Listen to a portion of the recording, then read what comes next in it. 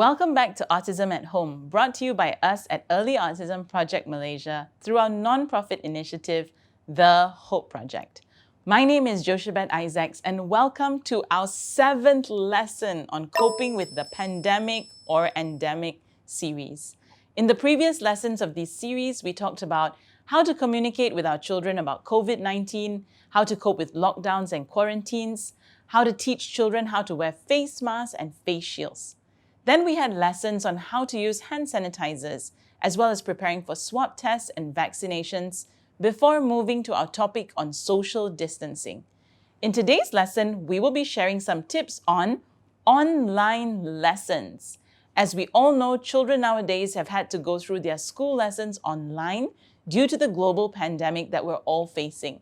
We've heard stories of many children facing challenges in sitting through the lessons and paying attention to the teacher.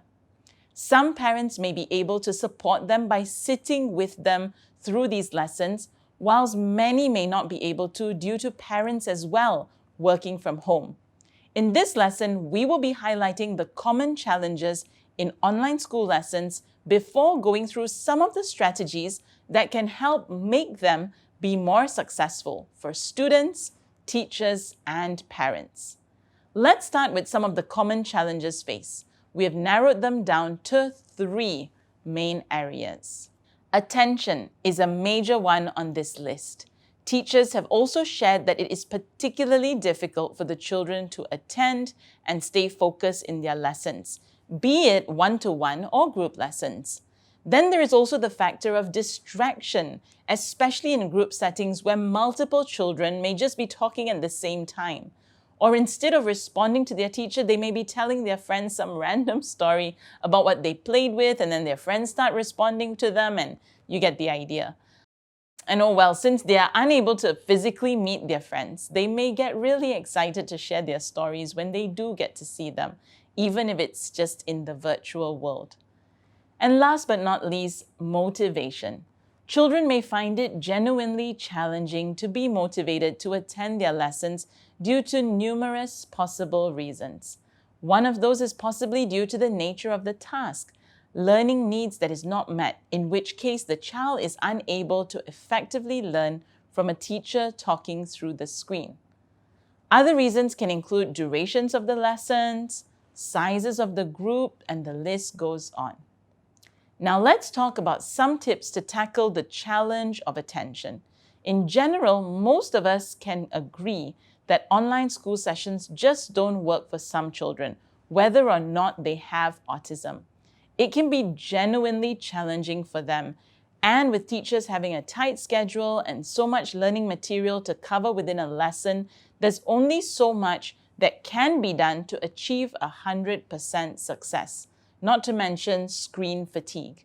Some children do one-to-one for 15 to 30 minutes. Some do group sessions. Either way, it's tricky to guarantee 100% success. So the first tip to tackle attention is trying to teach the online lessons etiquette or rules.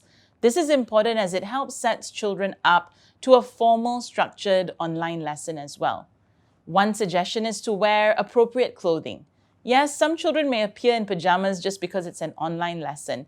They may not necessarily have to wear school uniforms, but at least decent clothing to cue that they are attending an external event and not just having playtime.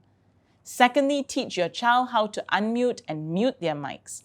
While they should leave their cameras switched on, it would be an added advantage if they can control their mics. Or if they struggle with this, perhaps teach them to request for assistance to do so. Third is for them to learn to take care of their device. This includes having gentle hands when using their device, not having food and drinks near their device during lessons, not using their pencil on the device, and the list can go on. All these rules can be placed on a visual and placed on their learning table to remind them. The second tip for attention is actually breaking skills down. And one tip under this strategy is for the lessons to be broken down to smaller or shorter parts to help a child gradually build their attention. As we all know, all children are different, so some may be able to attend longer than others, some may have better attention in selective lessons, some may genuinely need lessons to be broken down to smaller, shorter components. So for this, we recommend starting with a shorter duration of lesson first. If a child can successfully attend a lesson for 10 minutes, then perhaps consider starting from that duration. This will need some coordination with their school teachers too. If the schedule permits, then consider having 2 to 3 classes of that duration during the day to increase the practice for your child to attend class. Gradually build the duration up as a child shows consistent success. The other strategy for attention is structure. This is also critical to ensure that while your child is working on building and strengthening attention, they're also successful in the tasks given by their teachers. Our recommendation is for the lessons to be structured in a way that allows the children to start with easier tasks first before moving to more difficult tasks.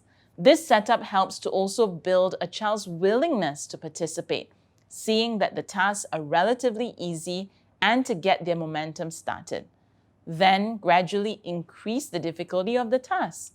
Teachers can provide subtle hints or prompts if they notice the child's attention is slowly reducing. It's also very important to note that ending the lesson with an easy task helps strengthen the association to online lessons with feeling successful. Additionally, scheduling regular brain breaks within a session will also provide some time for the children to take a breather or do some physical movements to help reset their energy level. Also consider displaying common rules and reminders on a visual at every transition to increase communication to the children. For example, when children are given a 1-minute brain break, display the brain break visual on the screen. Or even better, you could do simple activities together like dancing to Shake It Off or Baby Shark. Then do a quick breathing time for 30 seconds while the deep breathing visual appears on the screen. Then when that's done, display the subject visual on the screen to show that it's time to get back to class. So a huge use of visuals. Now let's look at tips to tackle the challenge of distractions. Before we begin, we recommend that you rewatch our series on setting up your home, especially the one on utilizing visuals. Since that series was meant to provide guidelines to set up your home, the concepts can also be adapted and applied in online lessons. So first tip, utilize visuals. This can range from the visual reminders teachers display on the screen during lessons or the printed visuals parents place on their child's learning table or wall, wherever appropriate and within the child's sightlines. Some of the visuals teachers can utilize are transitional visuals like brain break, math, quiz, class rules like take turns, mute mic, raise hands to answer, use gentle voice. While the visuals parents can have could include camera on, nice hands on iPad, eyes on teacher, and the list goes on. The next strategy for distractions is actually location.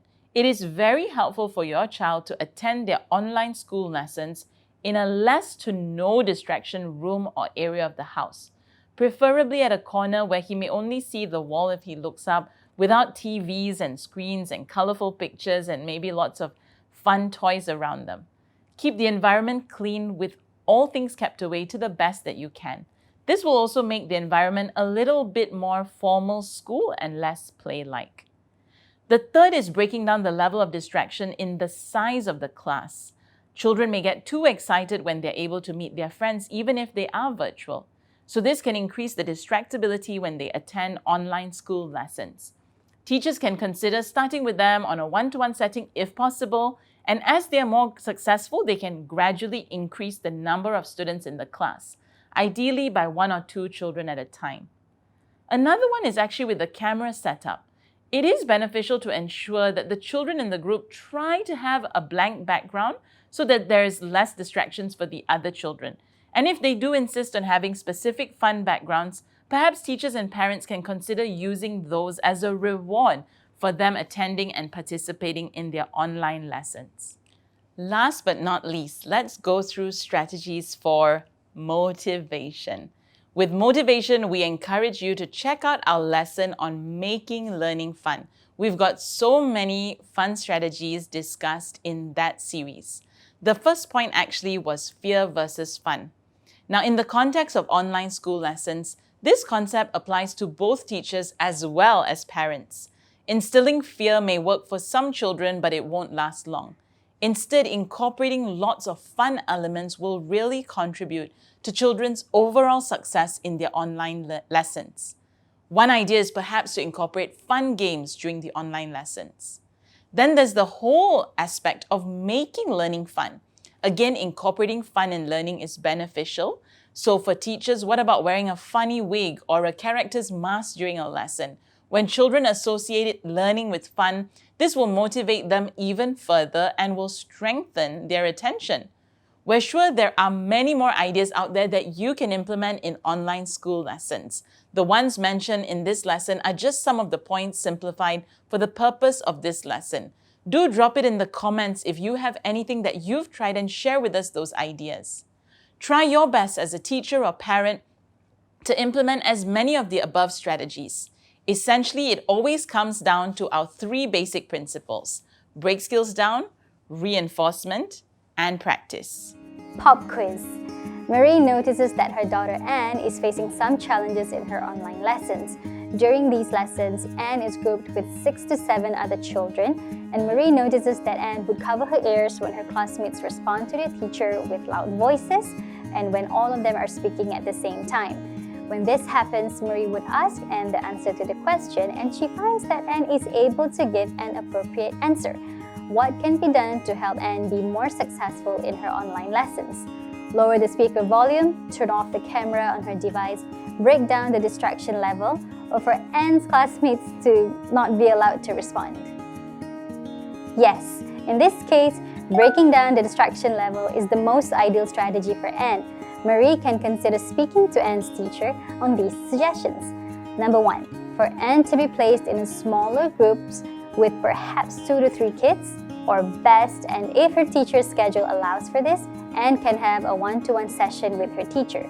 Number 2, if Anne starts with a small group with 2 to 3 kids and does well in this group, the teacher can gradually expand the group size by 1 child at a time and assess Anne's progress from there. Now it's your turn. Identify the main challenge or challenges your child is experiencing in their online sessions. Then try the recommended strategies to address these concerns and help your child be more successful in online sessions. So that's it on our lesson on coping with the pandemic, tips for online lessons. Our next and final lesson of this series is going to be on some support for parents. Stay tuned and we will see you soon. If you haven't already, do check out our free online resource platform, Autism at Home, which has all the corresponding articles and necessary downloadables for you. And don't forget to subscribe to our YouTube channel, follow us on Instagram and Facebook to stay updated. Take care. Bye.